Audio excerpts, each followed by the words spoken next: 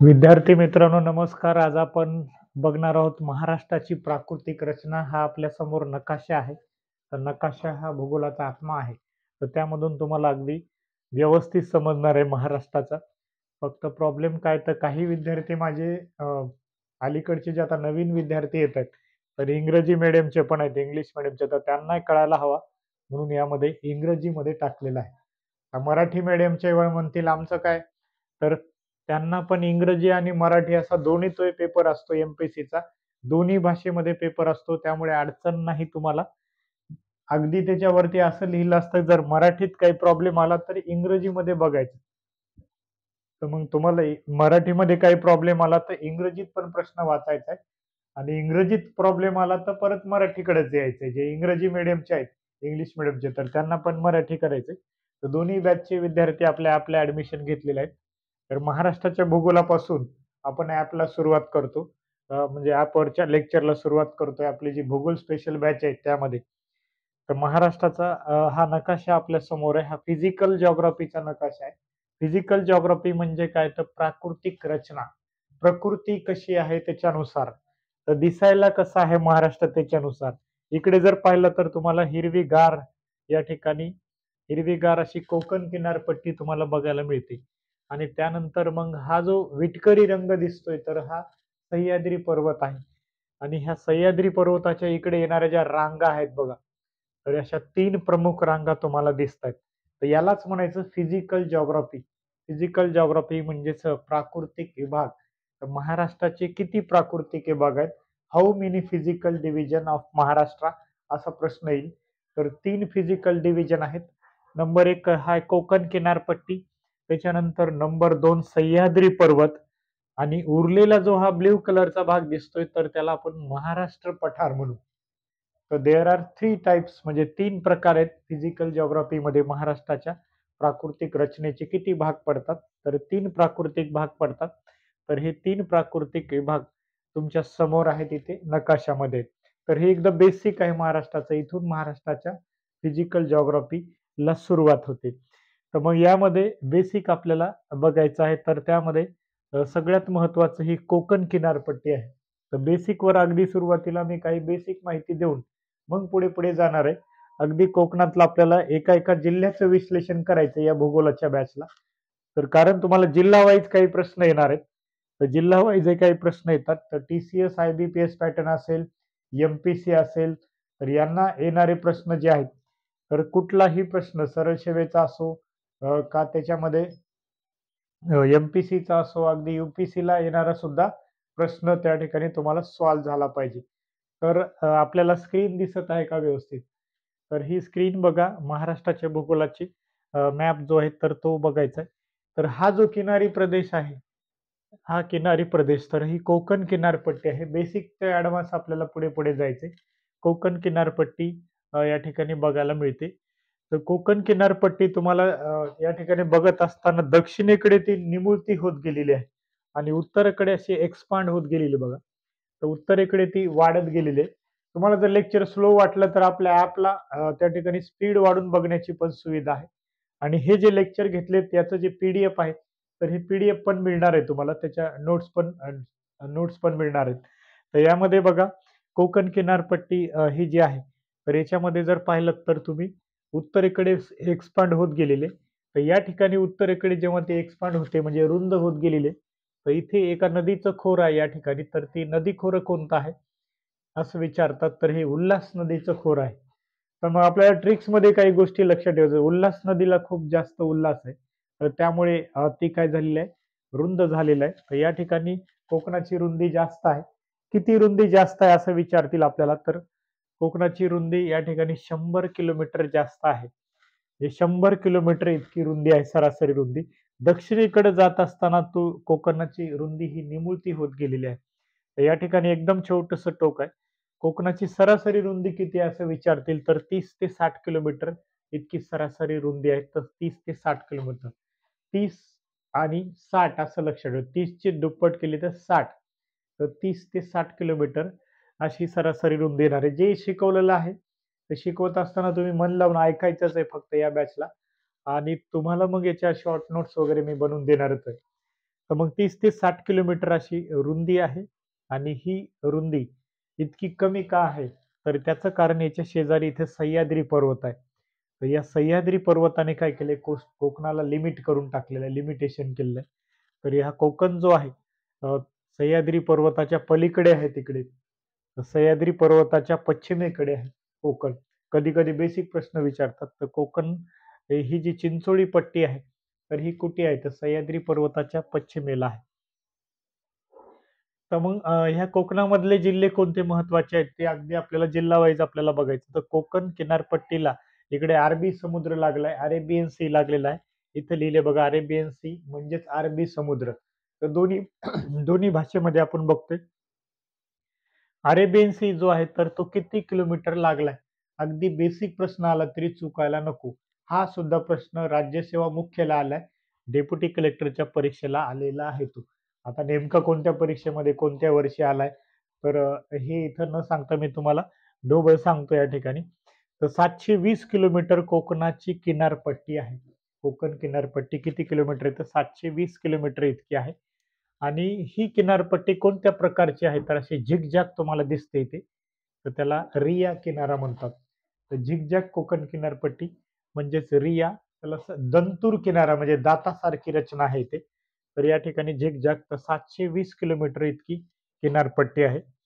आणि यामध्ये मग तुम्हाला एक ऑब्जेक्टिव्ह विचारतात, की सगळ्यात जास्त किनारपट्टी कोणत्या जिल्ह्याला आहे? तर इथे एक जिल्हा दिसतोय तुम्हाला हा रेड लाईन इथे.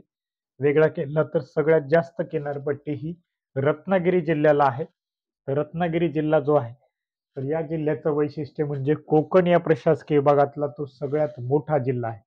मोठा कसा? तर क्षेत्रफळाच्या बाबतीत सर्वात मोठा जिल्हा आहे. तसा महाराष्ट्रातला सर्वात मोठा जिल्हा जर विचारला तर तो अहमदनगर असा इथे मध्यभागी आहे. जिल्हा वाईज आपण एक मॅप बघणार आहोत. तर अहमदनगर हा मध्यभागी जिल्हा तुम्हाला बघायला मिळतो. तर या ठिकाणी मित्रांनो, तर आपण फक्त आता कोकण किनारपट्टी बघतो. कोकण किनारपट्टी हा महाराष्ट्राचा एक प्राकृतिक विभाग आहे. महाराष्ट्राचे 3 प्राकृतिक विभाग पडतात. त्यामध्ये कोकण किनारपट्टी आहे आणि या कोकण किनारपट्टीवरती किती जिल्हे या समुद्राला लागलेले टच झालेले आहेत? तर समुद्राला लागलेले एकूण 7 जिल्हे आहेत. 7. तर there are 7 district in Konkan किनारपट्टी, Konkan coastal area. Konkan coastal एरियामध्ये किनारी भागात 7 जिल्हे आहेत आणि विशेष म्हणजे हे 7ही जिल्ह्यांची किनारपट्टी इथे अरेबियन सीला लागली, अरबी समुद्राला लागलेली आहे. टोटल 720 चा किनारा आहे. सगळ्यात जास्त किनारा कोणाचा आहे? तर रत्नागिरीचा. 237 किलोमीटर इतका किनारा रत्नागिरी जिल्ह्याचा लागलेला आहे. सगळ्यात कमी इकडे वर जर गेलात तर तुम्हाला ठाणे जिल्हा जो आहे, तर त्याची फक्त 27 किलोमीटरच किनारा लागलेला आहे. तर जिल्हा वाईज मॅप मी तुम्हाला एक पीडीएफ टाकून आपल्या ॲपला टाकणार आहे. तर तिथे मग तुम्हाला आणखी व्यवस्थित बघायचंय. ज्या पीडीएफ वगैरे नोट्स आपल्या आहेत, तर तुम्ही ॲपवरून डाउनलोड करून घ्यायच्यात. तर त्या शक्य झालं तर प्रिंट काढायच्यात किंवा ज्यांना शक्यच नाही तर त्यांनी लिहून काढायच्यात. त्या अगदी शॉर्ट परंतु तुम्हाला खूप चांगला या ठिकाणी कोकणाचा आढावा येईल. तर 7 जिल्ह्यांचा उत्तरेकडून दक्षिणेकडे क्रम आहे त्यामध्ये कळेल. तर सगळ्यात उत्तरेला या ठिकाणी पालघर जिल्हा आहे, ज्याची बॉर्डर इकडे दादरा नगर हवेलीला लागलेली आहे. इथे एक तुम्हाला आणखी पॉइंट ऍड करायचा आहे. दादरा नगर हवेली आणि दीव दमण हे 2 ठिकाण होते. तर आता ते मर्ज झालेत. एकच केंद्रशासित प्रदेश तयार झाला त्याचा. दादरा नगर हवेली, दीव दमण केंद्रशासित प्रदेश जे होते. तर दादरा नगर हवेली, दीव दमण रिऑर्गनायझेशन ऍक्ट झालेला आहे. 2019 मध्ये तो ऍक्ट झालाय. तर 2019 मध्ये बऱ्याचशा घडामोडी झाल्या. तर त्यामधली ही एक महत्वाची घडामोडी आहे. तर दादरा नगर हवेली, दीव दमण रिऑर्गनायझेशन ऍक्टने हे दोन्हीही केंद्रशासित प्रदेश एकत्र आलेले आहेत. एकत्र इन द सेन्स काय तर दोन्ही मर्ज झालेले आहेत. तर दोन्ही वेगळे न ठेवता त्यांना मर्ज करण्यात आलेले. कारण आता डिस्टन्स काही मॅटरच करत नाही मित्रांनो. तर डिस्टन्स हा मॅटर करत नाहीये. डिस्टन्स जास्त असला तरी आता विमानाने वगैरे म्हणजे वाहतुकीच्या दळणवळणच्या सोयी-सुविधा झालेल्या आहेत आणि यांच्यामध्ये डिस्टन्सही कमीच आहे. त्यामुळे ह्या दोघांना मर्ज केलंय. तर या केंद्रशासित प्रदेशाची बॉर्डर जी आहे तर ती आपल्या कोकणाला लागलेली आहे. दादरा नगर हवेली, दीव दमण आणि हा ब्ल्यू कलर जो दिसतोय तो गुजरात राज्याचा आहे. तर तुम्हाला महाराष्ट्राचा शेजारी पण विचारतात. तर गुजरात हा महाराष्ट्राच्या वायव्य भागाला पण आहे आणि कोकणाला पण टच लागलाय. शिवाय दादरा नगर हवेली जो आहे तर हा पण या ठिकाणी लागलेला आहे, कोकणाला टच झालेला आहे. तर कोकणाला टच असणारा हा पण आहे.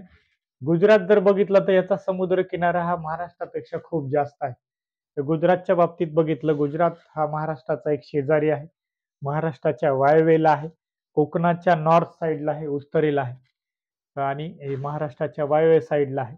आणि महाराष्ट्राच्या उत्तरेला जर शेजारी बघितलं तर तो मध्य प्रदेश आहे. महाराष्ट्राची पूर्व बाजू ही आहे तर इथे छत्तीसगड राज्य आहे. म्हणजे अगदी ज्यांनी बेसिक सुरुवात केली अभ्यासाला त्याला पण हे लेक्चर कळेल.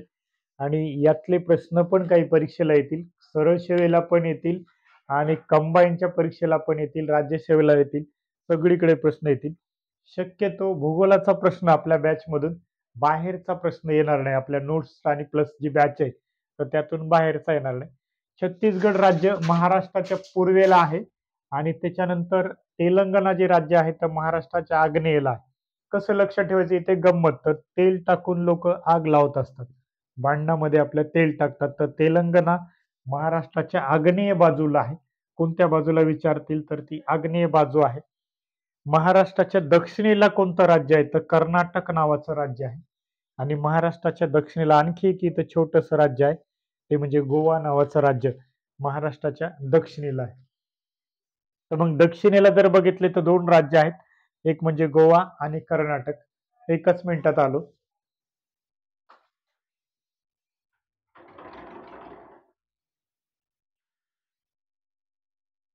हा, तर बघा या ठिकाणी लक्षात ठेवायचं, दक्षिणेला किती राज्य आहेत महाराष्ट्राचे असंही विचारलं तर नवल वाटू नये तुम्हाला, तर कर्नाटक पण आहे, गोवा पण आहे. महाराष्ट्राच्या आग्नेयेला कोणतं राज्य आहे असं विचारलं तर तेलंगणा नावाचं राज्य आहे. अगदी आपण बेसिक पासून सुरुवात करतोय, आजचं पहिलंच लेक्चर आहे भूगोलाचं. तर हा महाराष्ट्राचा नकाशा आहे, इथून सांगतोय तुम्हाला एकदम बेसिक पासून. त्याच्यानंतर महाराष्ट्राच्या पूर्वेला कोणतं राज्य आहे, छत्तीसगड. ऍक्च्युली हे एमपीचाच पार्ट होता, मध्य प्रदेशातून तयार झालेलं छत्तीसगड नावाचं राज्य आहे, तर ते महाराष्ट्राच्या पूर्वेला आहे, हे लक्षात ठेवायचं. उत्तरेला कोणतं राज्य आहे तर महाराष्ट्राच्या मध्य प्रदेश हे उत्तरेला राज्य आहे. वायव्येला कोणतं राज्य आहे, गुजरात. मग एकूण किती शेजारी आहेत महाराष्ट्राला राज्य जर बघितले तर गुजरात एक, मध्य प्रदेश दोन, छत्तीसगड तीन, तेलंगणा चार आणि कर्नाटका पाच आणि गोवा सहा. तर एकूण 6 शेजारी आहेत. शिवाय एक केंद्रशासित प्रदेश आहे, दादरा नगर हवेली दीव दमण. ते दोन्हीही एकत्र आलेले आहेत 2019 मध्ये. तर एवढे आपले शेजारी आहेत. आणि मग महाराष्ट्राच्या प्राकृतिक विभाग जो कोकण आपण शिकत होतो तर त्या कोकणाला लागलेला आहे गुजरात. विशेषतः या ठिकाणी सगळ्यात उत्तरेला नॉर्थ साईडला पालघर जिल्हा लागलेला आहे. पालघर जिल्ह्यामधला एक तालुका जर पाहिला तर तलासरी नावाचा तालुका आहे, तर तो गुजरातला या ठिकाणी लागलेला आहे. तर तलासरी नावाचा तालुका तो गुजरातला लागलेला आहे.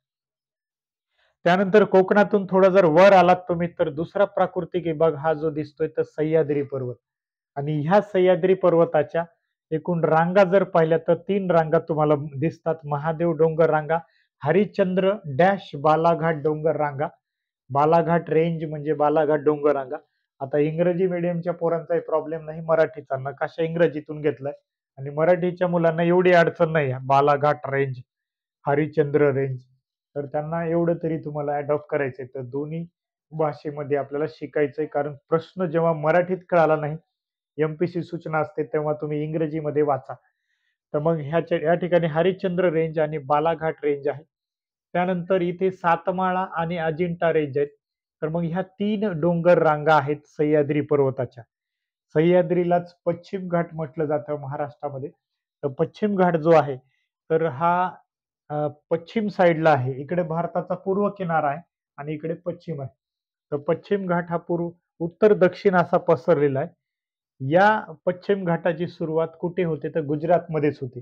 गुजरात पासून पश्चिम घाट दक्षिणेला कन्याकुमारी पर्यंत पोहोचलेला आहे. एकूण लांबी जर बघितली तर 1600 किलोमीटर, म्हणजे 1500 किलोमीटर पेक्षा 100ने जास्त. असं का सांगतोय, तुम्ही काय अडाणी नाहीत असं नाही, तर त्याच्यामुळे लक्षात राहतं. ह्या मेमरी टेक्निक्स आहेत आपल्या.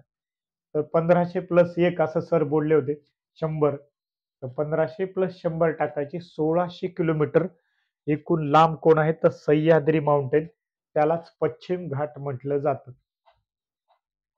आता 1600 किलोमीटर कन्याकुमारी पर्यंत पोहोचलाय. मग महाराष्ट्रातली लांबी किती आहे असा ऑब्जेक्टिव्ह प्रश्न विचारला जातो. तर महाराष्ट्रातली लांबी आहे 440 किलोमीटर. तर 440 किलोमीटर ही महाराष्ट्रामधली सह्याद्री पर्वताची लांबी आहे. आता काही नवीन पुस्तकामध्ये 750 इतकी दिलेली आहे. परंतु आपल्याला जुनेच प्रश्न विचारले जातात. जुन्याच पुस्तकातून विचारतात. कारण पेपर काढणाऱ्याकडे कदाचित ओल्ड पुस्तक असावं. तर त्यामुळे तो विचारताना काय करतो, ओल्ड पुस्तकातला डाटा देतो. कारण सीनियर कॉलेजचे सीनियर प्राध्यापक येतात. त्याच्यामध्ये वयाने सीनियर ज्यांचे केस पिकलेले आहेत, माझे अजून काळे आहेत. तर तसले लोक येतात आणि मग त्यांच्याकडे पुस्तकं पण तसेच विचारताना ते तसंच विचारतात, की कोकणाची महाराष्ट्रातली सॉरी सह्याद्री पर्वताची महाराष्ट्रातली लांबी किती? तर 440 किलोमीटर इतकी सह्याद्रीची लांबी आहे महाराष्ट्रातली. आणि जर तुम्हाला 440 पर्याय दिसलंच नाही, तर तुम्हाला 750 दिसेल. आता तुम्ही म्हणाल 750 एवढी कसं काय वाढली नवीन पुस्तकामध्ये? तर ती मोजताना आता खूप ॲक्युरसी आली ती मोजताना अशी खालीवर मोजलेली. ॲक्युरसी त्याच्यामध्ये खूप चांगलेली आहे. तर 750 किलोमीटर इतकी त्याच्यामध्ये लांबी आहे. 750 किलोमीटर लांबी नवीन पुस्तकात, जुन्या पुस्तकात 440 किलोमीटर. हां, तर हा सह्याद्री पर्वत आहे. या सह्याद्री पर्वतातलं सर्वात उंच शिखर कोणतं? तर इथे लिहिलेलं आहे कळसुबाई. तर कळसुबाई हे सर्वात उंच शिखर महाराष्ट्रातल्या सर्वात मोठ्या जिल्ह्यामध्ये आहे. तर सर्वात उंच शिखर सर्वात मोठ्या जिल्ह्यामध्ये आहे. कळसुबाई हे कुठं आहे? तर हे नगर जिल्ह्यामध्ये अकोले नावाचा एक तालुका आहे. तर नगर जिल्ह्याचा मॅप माझं लेक्चर करत असताना भूगोलाचं, तर तुम्ही मॅप सोबत ठेवायचे. महाराष्ट्राचा एक मॅप, भारताचा एक मॅप. तर हे मॅप आणि तुम्ही कोरे मॅप पण ठेवायचे. कोरे मॅप तुम्ही भरत जर गेलात नगर जिल्हा, अहमदनगर जिल्हा, त्याची मागणी अलीकडे अहिल्यादेवी नगर करा म्हणून चालू आहे बघा.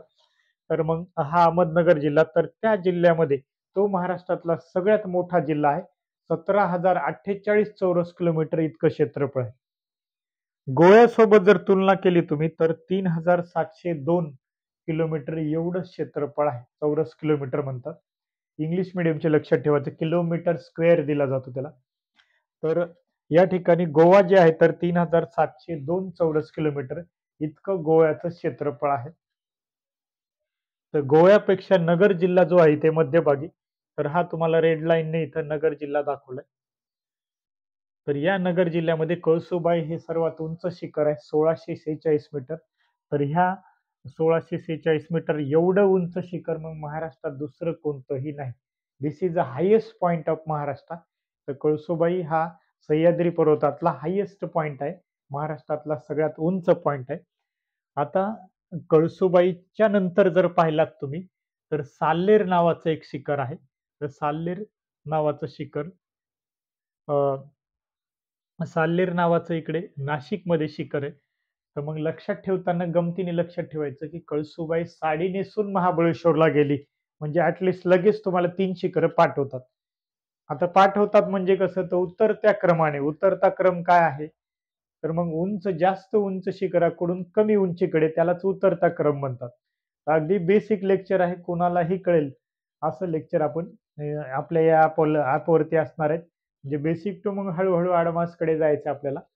तर या ठिकाणी कळसुबाई आहे. कळसुबाई नंतर साल्लेर, तर त्याच्यानंतर महाबळेश्वर नावाचं शिखर आहे. इथे महाबळेश्वर नावाचं शिखर आहे. कळसुबाई साडी नेसून महाबळेश्वरला जाते आणि तिच्या सोबत असतो हरी म्हणजेच हरिश्चंद्र. तर हरिश्चंद्रगड नावाचं शिखर इथे नगरमध्ये तुम्हाला दिसते. हे ब्लॅक जे माउंटेन दाखवले तिथे त्रिकोण, तर ही शिखर आहेत. तर कळसुबाई काही लोक कसा मी हसतो असंही लक्षात ठेवतात. तर कसा मी हसतो म्हटल्यानंतर कळसुबाई, सा म्हणजे साल्लेर आणि मी म्हणजे महाबळेश्वर आणि हसतो तो म्हणजेच हसतो त म्हणजे सप्तशृंगी. मी कसं लक्षात ठेवले मी स्टोरी टाइप तुम्हाला सांगतो, की कळसुबाईने साडी नेसली आणि ती साडी नेसली म्हणजे साल्हेर 2 नंबर येईल. ती गेली महाबळेश्वरला.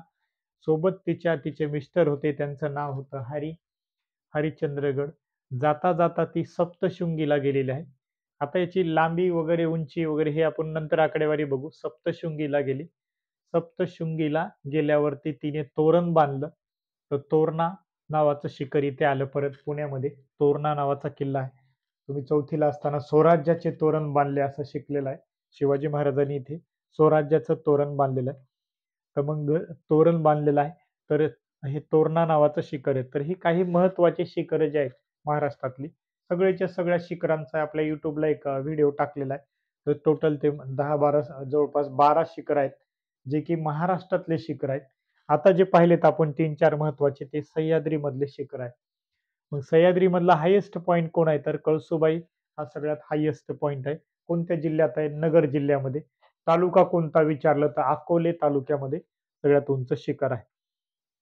त्यानंतर या सह्याद्रीच्या ज्या रांगा आहेत, तर तुम्हाला विचारतात सगळ्यात उत्तरेकडची रांग कोणती आहे? तर सातमाळा अजिंठा नावाची रांग आहे. ही अजिंठा रांग इकडे संभाजीनगर जिल्ह्यामध्ये आली आणि तिकडे बुलढाणा जिल्ह्यामध्ये सुद्धा गेली. हा बुलढाणा जिल्हा आहे बघा. बुलढाणा जिल्ह्यामध्ये सुद्धा पसरलेली आहे अजिंठा रांग. तर अजिंठा रांग कुठे स्टार्ट होते? तर इथे अंकाई टंकाई नावाचे 2 किल्ले आहेत. तुम्ही कोपरगावला किंवा शिर्डीला जाताना तुम्हाला रेल्वे स्टेशन लागतं.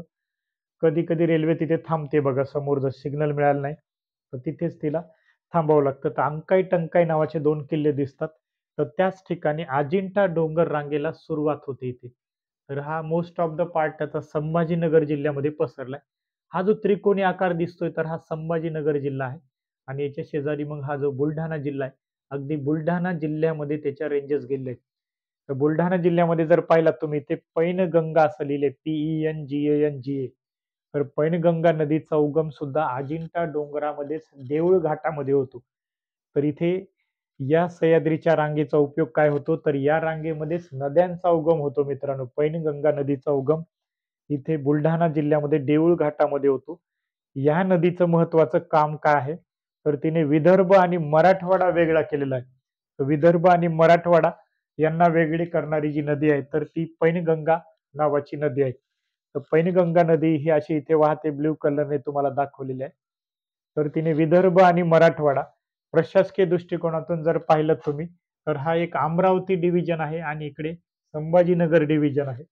प्रशासकीय दृष्टिकोनातून महाराष्ट्राला जर पाहिलं, तर एकूण 6 प्रशासकीय विभाग आहेत. There are 6 division. तर 6 प्रशासकीय विभाग महाराष्ट्राचे आहेत. आपण सध्या बघतोय प्राकृतिक दृष्टिकोनातून देअर आर 3 पार्ट्स, म्हणजे 3 डिव्हिजन आहेत त्याच्यामध्ये. त्याच्यातला कोकण बघितला. दुसरा प्रकार पाहतोय आपण सह्याद्री पर्वत. तर सह्याद्री पर्वताची पहिली रांग जी आहे सातमाळा रांग, Satmala range dash Ajanta range. Dash का म्हणतो? थोडा मध्ये गॅप पडलेला आहे बघा. इकडे कोपरगावला जाताना तुम्हाला जी रेल्वे लागते तर तिथे गॅप पडलेला आहे. त्या गॅप मधूनच तुम्ही इकडे शिर्डीला जाता किंवा नगर जिल्ह्यामध्ये एंट्री करता. कोपरगाव जे गोदावरीच्या काठावरचं ठिकाण आहे. साखरेचं कोठार ज्याला म्हटलं जातं. कारण गोदावरीच्या काठावरचं नगर मधलं महत्वाचं शहर आहे कोपरगाव. नगर म्हणजेच काय तर अहमदनगर जिल्हा असा पूर्ण उल्लेख न करता आपण शॉर्ट मध्ये नगरच उल्लेख करतो. तर ही गोदावरी नदी इकडनं जाते बघा. गोदावरी नदी त्र्यंबकेश्वरला उगम होते. तुम्हाला माहिती आहे ते. तर या ठिकाणी मग पहिली जी रेंज आहे तर सातमाळ अजिंठा रांग. तर या रांगेनं काय महत्वाचं काम केलंय ते बघायचं आपल्याला. याच्यावरती खूप परीक्षेमध्ये वारंवार प्रश्न येतात की सातमाळा अजिंठा रांगेमुळं कोणत्या 2 नद्यांचे खोरे वेगवेगळे झालेले आहेत. तर सातमाळा अजिंठा डोंगर रांगेमुळं गिरणा नदी आणि इथे तापी नदी दिसते तुम्हाला. तापीचं खोरं आणि गोदावरीचं खोरं हे वेगवेगळं झालेलं आहे. सातमाळा अजिंठा रांगेच्या उत्तरेला तापी पूर्णा खोरा आहे. तापी पूर्णा का म्हटलं जातं? तिला पूर्णा नावाची नदी इकडनं विदर्भातून येऊन मिळते, अमरावतीमधून येऊन मिळते. तर मग तापी पूर्णा खोरं म्हटलं की काही लोकांना फक्त खानदेशच वाटतो, जळगाव, धुळे, नंदुरबार. तर तसं नाही. तर तापी पूर्णा खोऱ्यामध्ये पूर्णा नावाची जी नदी आहे तर ती अमरावतीमधून येते. अमरावती, अकोला आणि बुलढाणा अशी 3 जिल्ह्यातून जाणारी जी आहे, तर ती पूर्णा नदी आहे. इकडे गोदावरीला एक पूर्णा आहे ती वेगळी, तिला दक्षिण पूर्णा म्हणायचं. गोदावरीला इथे एक पूर्णा दिसते तुम्हाला बघा. इथे हिंगोली आणि परभणीची बॉर्डर बनवणारी नदी आहे ती. तर हिंगोली हिल्स लिहिलेलं आहे. हिंगोली जिल्ह्यामध्येच हिंगोली हिल्स आहेत, म्हणजे हिंगोली टेकड्या आहेत. तर इथे जर पाहिलं तर हिंगोली जे आहे, हिंगोली परभणीची बॉर्डर करणारी पूर्णा ही वेगळी पूर्णा आहे आणि तापीची पूर्णा ती वेगळी. तर मग सह्याद्रीच्या या रांगेचं सगळ्यात महत्वाचं काम काय आहे? तर सातमाळा अजिंठा डोंगर रांगेचं. तापी नदीला तिला खाली येऊ देत नाही. ती तापी नदी वरच्या वरच इकडे जाऊन सुरत या ठिकाणी ती समुद्राला मिळते. सुरत कुठे आहे तर गुजरातमध्ये. तर सुरतेची लोट शिवाजी महाराजांचा इतिहास जो आहे चौथीचा, जो कधीच बदलणार नाही आणि कोणी त्यामध्ये खूप सुंदर असा आता वाचताना खूप आवडतो माझा तो इतिहास, चौथीचा इतिहास. इंग्लिश मीडियमला सेम आहे आणि मराठी मीडियमला तोच आहे. तर ही जी तापी नदी आहे, तर ही तापी नदीचा उगम इथे मुलताईला झालेला आहे. मध्य प्रदेशामध्ये ही पश्चिम वाहिनी नदी आहे. पश्चिम म्हणजे या डायरेक्शनने वाहते, अशी वाहताना चालली इकडे आणि इकडे जाऊन सुरत या ठिकाणी एंड झालेली आहे. लक्षात ठेवताना लक्ष ठेवायचं की तापीला मुलताईला ताप आला. मुलताई नावाची ताई आहे, तिला ताप आला. तर मुलताई इथे उगम होते आणि ही वेस्टर्न साईडला वाहत जाते. पश्चिम वाहिनी नदी आहे तापी नदी. आणि मग या तापीलाच मिळणारी पूर्णा नदी दिसते तुम्हाला, तर पूर्णा नदी सुद्धा ही इकडे वाहत जाते पश्चिमेकडे. तापी पूर्णा खोरं हे दोन्ही एकत्र ह्या दोन्हीचा संगम होतो इथे जळगाव जिल्ह्यामध्ये चांगदेव नावाचं एक ठिकाण आहे मुक्ताईनगर तालुक्यामध्ये. तर मग एकदा मी तुम्हाला अगदी तालुका वाईज सगळा आढावा करून देईल. तर भूगोलामध्ये महाराष्ट्राचा भूगोल जो आहे, भारताचा भूगोल ऑलमोस्ट मी स्वतः फिरलाय, पाहिलाय. तर हा भूगोल म्हणजे माझा छंद आहे आणि तो फिरलेला आहे, पाहिलेला आहे. त्यामुळे तुम्हाला एकही मार्क जाणार नाही भूगोलाची. एवढी चांगली आपल्याला तयारी आपल्या ॲपला करायची. तर ज्या मित्रांनी ॲप डाउनलोड केले नाही त्यांनी डिस्क्रिप्शन बॉक्समध्ये जायचे आणि ॲप डाउनलोड करायचं आहे. तर तापी पूर्णा खोरं हे कोणत्या रांगेमुळे विभक्त झाले? तर हे सातमाळा अजिंठा डोंगर रांगेमुळे विभक्त झाले. तर या रांगेमुळे गोदावरीचं खोरं इंडिपेंडेंट झाले. तर या रांगेच्या दक्षिणेला गोदावरीचं खोरं आहे. गोदावरी ही महाराष्ट्रातली सगळ्यात लांब नदी आहे बघा. ती महाराष्ट्रातल्या 7 जिल्ह्यातून वाहत जाऊन परत ती तेलंगणा राज्यात जाते. तेलंगणा राज्य कुठे आहे? मगाशी पाहिलं आपण महाराष्ट्राच्या आग्नेयेला लोक तेल टाकून आग लावतात. कारण तुम्हाला प्रश्न कसा विचारला जातो, महाराष्ट्राच्या आग्नेयेला कोणतं राज्य आहे? आणि मग विसरून जातो आपण. कर्नाटक पण देतात तिथे, मुद्दामच आंध्र प्रदेश देतात, छत्तीसगड पण देतात आणि प्रेशरमध्ये आपल्याला आग्नेय दिशाच आठवत नाही. कधी कधी असं होतं. तर त्यावेळेस लक्षात ठेवायचं की महाराष्ट्राच्या आग्नेयेला तेलंगणा राज्य आहे, कारण लोक आगीत तेल टाकतात असं लक्षात ठेवायचं. आणि इकडे आंदोलन पण तसेच करायचे. या तेलंगणा राज्यासाठी अगदी लोकांनी तेल टाकूनच आंदोलन केले. बस पेटून दे, शासकीय इमारती पेटून दे. तर खूप भयानक आंदोलन इकडे केले होते तेलंगणा राज्यामध्ये. तेव्हा कुठे हे राज्य तयार झालेलं आहे. तर बघा हे आंध्र प्रदेशातूनच तयार झाले तेलंगणा. कधी तयार झालं तर 2 जून 2014. मुळात राज्य निर्मितीचा इतिहासच इथून स्टार्ट झाला आंध्र प्रदेश पासून. कारण भाषावार प्रांत रचनेनुसार ऍज पर लँग्वेज नुसार पहिलं राज्य सुद्धा हे आंध्र प्रदेशच तयार झालं होतं. आणि या राज्याचे आता तुकडे पडले आणि तेलंगणा इथे तयार झालं. या आंध्र प्रदेशला मग तिकडे समुद्र किनारा आहे. भारताच्या भूगोलात आपण शिकणार आहे. तेलंगणा हे लँडलॉक स्टेट आहे. लँडलॉक म्हणजे जमिनीनेच वेढलेलं आहे. तर मग हे राज्य महाराष्ट्राच्या आग्नेयेला आहे. आपली गोदावरी जी नदी आहे तर ती नांदेड जिल्ह्यातून तेलंगणा राज्यामध्ये प्रवेश करते, गोदावरी नदी. आणि तेलंगणा राज्यात प्रवेश केल्यानंतर परत आपल्या महाराष्ट्रात गडचिरोलीला टच करते. इथे गडचिरोलीला टच करते. इथे मग तिला प्राणहिता नावाची नदी उत्तरेकडून वाहत येऊन मिळते. इथे प्राणहिता आणि इंद्रावती पण मिळते. तर महाराष्ट्राची सगळ्यात शेवटची नदी कोणती, जी की गोदावरीची उपनदी आहे, तर तिला म्हणायचं Indravati. Indravati it is a last tributary of Godavari. Tributary म्हणजेच उपनदी. दोन्हीही भाषेच्या मुलांना अडचण येणार नाही. तर इंग्रजीतले हे जे मध्ये मध्ये शब्द सांगतो ते अगदी मराठीच्या ज्यांनी भाषेत शिकले त्यांना पण उपयुक्त असेल ते. तर what is mean by tributary? तर ट्रिब्युटरी म्हणजे एक मेन रिव्हर जे आहे, मेन रिव्हर कोर्स मध्ये ही येऊन मिळते नदी. जी नदी डायरेक्ट समुद्राला जाऊन मिळत नाही. Which river cannot meet to any ocean. That is ती कुठं मीट करते तर कोणाला मिळते? फक्त एखाद्या मेन रिव्हरला मिळते, तिलाच ट्रिब्युटरी म्हणायचं. तर Indravati it is a last tributary of Godavari. तर गोदावरीची ही शेवटची उपनदी आहे. तर त्यानंतर गोदावरी इथून बाहेर पडणार आहे. तर ती गोदावरी इथून बाहेर पडली आणि तेलंगणातून ती जाते आंध्र प्रदेशामध्ये.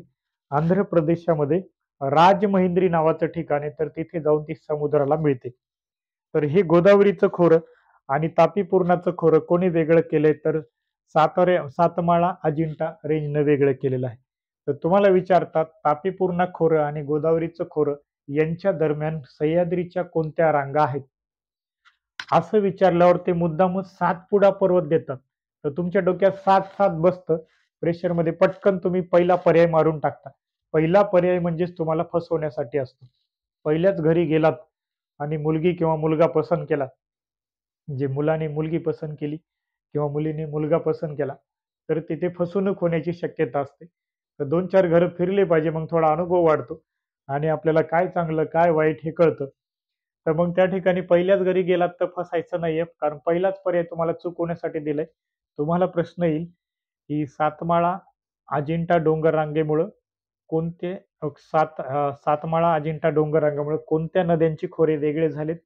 तर दॅट इज तापी, पूर्णा आणि गोदावरी. तुम्हाला विचारतील तापी, पूर्णा आणि गोदावरी यांच्यामध्ये किंवा यांच्या दरम्यान कोणत्या डोंगर रांगा आहेत? आणि पहिला पर्याय चुकवण्यासाठी सातपुडा पर्वत देतील. सातपुडा पर्वताचा काही एक संबंध नाही. सातपुडा पर्वत इथे आहे, मध्य प्रदेश आणि महाराष्ट्राची बॉर्डर तयार करतो. त्याचा काहीही संबंध नाही. तर तो एक वेगळा इंडिपेंडेंट पर्वत आहे. महाराष्ट्राशी संबंध आहे, पण सह्याद्रीचा काही संबंध नाही. आपण बघतोय सह्याद्री शिकतोय आपण. तर सह्याद्री हा दुसरा प्राकृतिक विभाग आहे महाराष्ट्राचा. तर मग सह्याद्रीचा आणि त्याचा काही संबंध नाहीये. तर सातपुडा पर्वत जो आहे, त्या पर्वतामुळे मध्य प्रदेश वेगळं केलेलं आहे महाराष्ट्रापासून. तर तो सातपुडा पर्वत कोणाचे खोरे वेगळे करतो नद्यांचे? तर तापी, पूर्णा खोरं आणि वरती नर्मदा खोरं आहे. नर्मदा ही मध्य प्रदेशच्या भूगोलातली महत्वाची नदी आहे. किंबहुना तिला मध्य प्रदेशची लाईफ लाईनच म्हटलं जातं. Which river is the life line of Madhya Pradesh असं तुम्हाला सरळ सेवा ज्या TCS IBPS विचारतात, तर तिथे पण विचारू शकतात. किंवा तुम्ही सेंट्रलची एखादी एक्झाम दिली जी TCS किंवा IBPS कंडक्ट करतं. आता बँकेच्या वगैरे निघाल्यात बघा ते बऱ्याचशा व्हॅकन्सीज वगैरे. तर तिथे तुम्हाला विचारतात which river is life line of Madhya Pradesh? तर that is Narmada. Narmada is the life line of Madhya Pradesh. ती कुठून फ्लो करते, वाहते कुठून? तर सातपुडाच्या उत्तरेला. मग सातपुडा पर्वतानं काय केलंय? नर्मदेचं खोरं आणि तापी, पूर्णा खोरं वेगळं केलंय.